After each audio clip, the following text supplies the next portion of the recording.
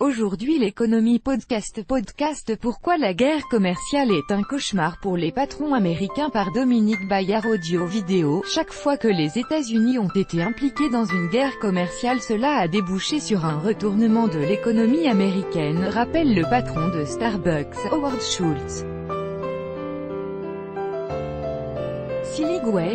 Wikimedia.org. Le G7 se réunit demain à Québec dans un climat tendu. Les Européens comme les Canadiens et les Japonais contestent la dérive protectionniste du président Trump. Ils ont aujourd'hui de nouveaux alliés sur le sol américain, les patrons, majoritairement hostiles à cette politique commerciale.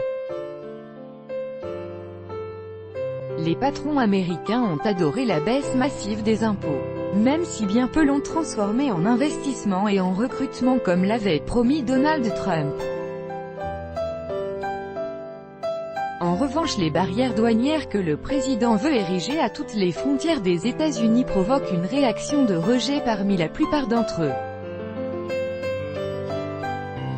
y compris chez les plus conservateurs. Les frères Koch, des milliardaires très actifs dans le financement de la vie politique américaine, et favorables à la présidence Trump, sont en train d'opérer un virage à 180 degrés. Ils vont dépenser des millions de dollars pour faire la promotion du libre-échange.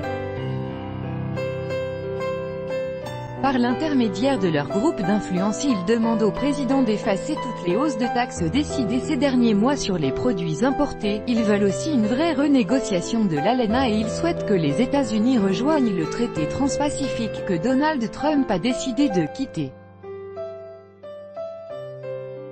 Les patrons américains redoutent les conséquences négatives de la guerre commerciale qui se profile. Chaque fois que les États-Unis ont été impliqués dans une guerre commerciale, cela a débouché sur un retournement de l'économie américaine, rappelle le patron de Starbucks, Howard Schultz, membre de l'organisation patronale Business Roundtable.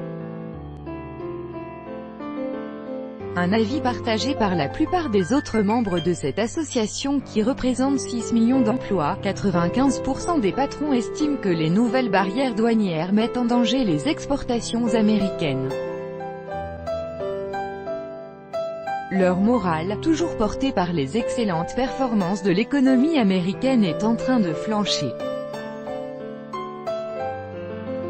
C'est ce qui ressort du baromètre publié en début de semaine par Business Roundtable.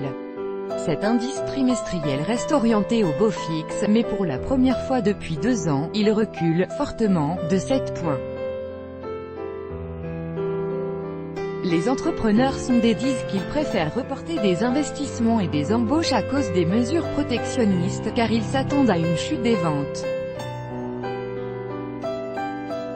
Les sidérurgistes en revanche soutiennent les nouveaux tarifs douaniers. Ils sont aux anges, ce sont à peu près les seuls.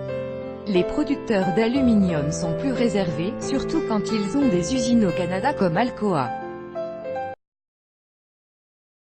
Dans l'industrie, les patrons sont globalement contre. Les constructeurs automobiles tout comme les fabricants de canettes en alu savent que leurs coûts vont augmenter, et l'industrie textile s'inquiète des sanctions européennes qui porteront notamment sur les jeans. L'agroalimentaire, elle, est au sans-coup avec l'avalanche de représailles sur les produits agricoles. Les plus dépités sont les farmers. Les soutiens de la première heure du président Trump sont les premières victimes de cette guerre commerciale. Les représailles déclarées par le Mexique sur le porc et le fromage, les menaces brandies par la Chine sur le soja et par l'Europe sur le jus d'orange et le maïs sont catastrophiques pour eux car une large part de leur production est destinée à l'exportation vers ces pays. Le mécontentement des patrons américains peut infléchir la position de Donald Trump. En fait, d'après un sondage réalisé au mois de mai pour le New York Times, 78% des électeurs républicains approuvent les mesures protectionnistes du président. Et cela doit être à peu près la seule boussole qui guide le chef de la Maison-Blanche, qui n'a qu'une idée en tête, les élections de mi-mandat prévues en novembre prochain. bref, à suivre aujourd'hui en France l'audition du patron de Lactalis devant les parlementaires. Son groupe laitier est embourbé depuis un an dans une affaire de contamination au salmonelle. Une trentaine de bébés ont été affectés en buvant son lait infantile.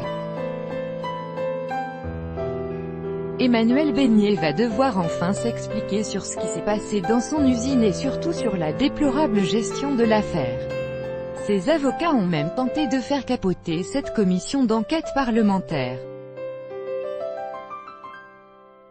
En Jordanie, la rue continue à protester contre un projet de hausse des taxes. Les manifestants qui attendent la rupture du jeûne pour aller dans la rue se sont retrouvés pour la 7e nuit consécutive à un carrefour de la capitale Amman.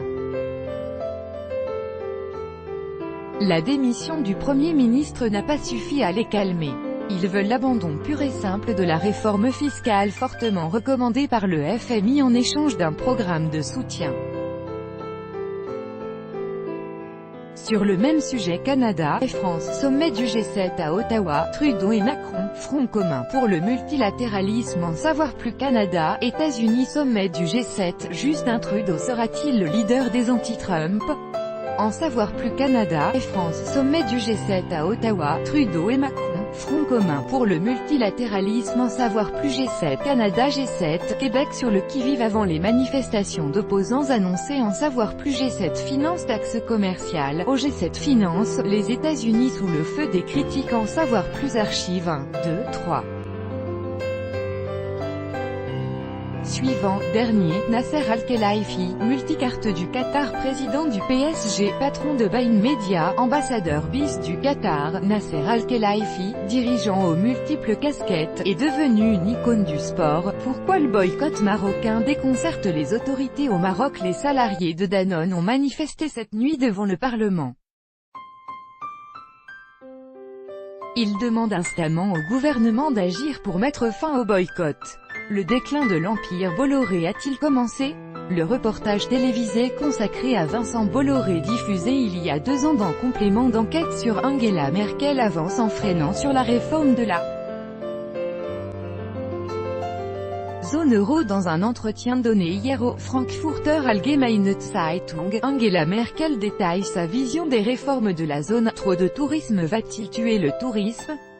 De plus en plus de villes ou de pays prennent des mesures pour limiter le nombre de visiteurs. C'est le cas de la ville d'Amsterdam aux Pays-Bas. L'Italie sème la panique sur les marchés. La crise politique en Italie a provoqué hier un vent de panique sur les marchés européens. Ils ont tous terminé la séance en baisse. 1, 2, 3. Suivant, dernier plus grand que